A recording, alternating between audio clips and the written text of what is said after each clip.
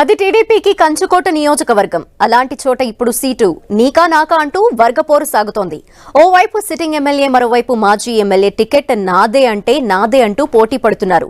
Seat తమకే వస్తుందన్న ధీమాతో ఎవరికి వారు ప్రచారం సైతం ప్రారంభించారు. దీంతో ఎవరి వైపు ఉండాలో తెలియక కార్యకర్తలు అయోమయంలో పడ్డారు. ఇద్దరు నేతల మధ్య ఈ కోల్డ్ వార్ ని అధిష్టానం ఎలా పరిష్కరిస్తుంది అనేది ఇప్పుడు పెద్ద ప్రశ్నగా మారింది. ఇంతకీ ఆ సెగ్మెంట్ ఏది? అక్కడ పోటీ పడుతున్న నాయకులెవరు? తెలుసుకుందాం పదండి.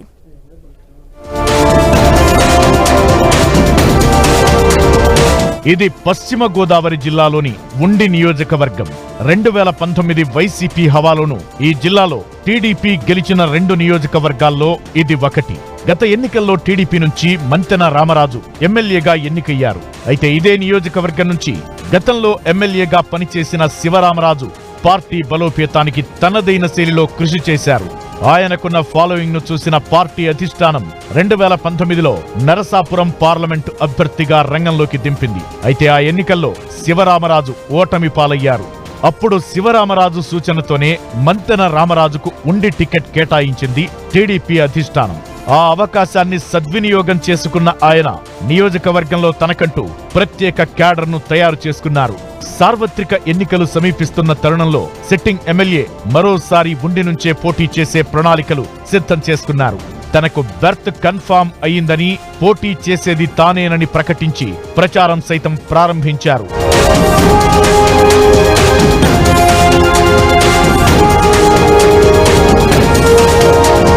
ఇటీవలి కాలంలో ఇరువురు నేతల మధ్య అంతర్గతంగా పోరు మొదలైంది. ఉండి నుంచి మరోసారి పోటీ చేసేందుకు మాజీ ఎమ్మెల్యే శివరామరాజు తన ప్రయత్నాలు చేస్తున్నారు. అయితే ఉండిలో శివరామరాజు ఏర్పాటు చేసిన పార్టీ కార్యాలయాన్నే సిట్టింగ్ ఎమ్మెల్యే వాడుతూ వస్తున్నారు.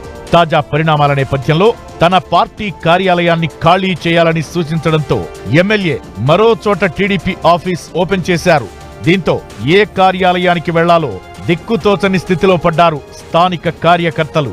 3 ఏళ్లుగా రాజకీయాలకు దూరంగా ఉన్న మాజీ ఎమ్మెల్యే శివరామరాజు ఇటీవలి కాలంలో పార్టీ కార్యక్రమాల్లో చురుగ్గా పాల్గొంటున్నారు. తరచూ నియోజకవర్గంలో పర్యటిస్తూ సేవా కార్యక్రమాలు చేపడుతున్నారు.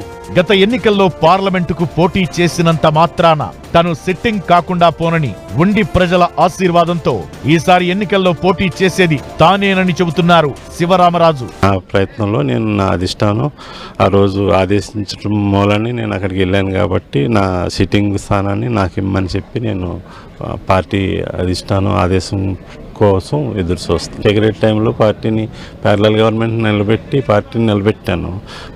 అపోజిషన్లో 2009-14లో పార్టీని బలోపేతం చేశాను. అలాగే ఆ విధంగానే నాకు 2014లో 35,000 మెజార్టీ వచ్చింది.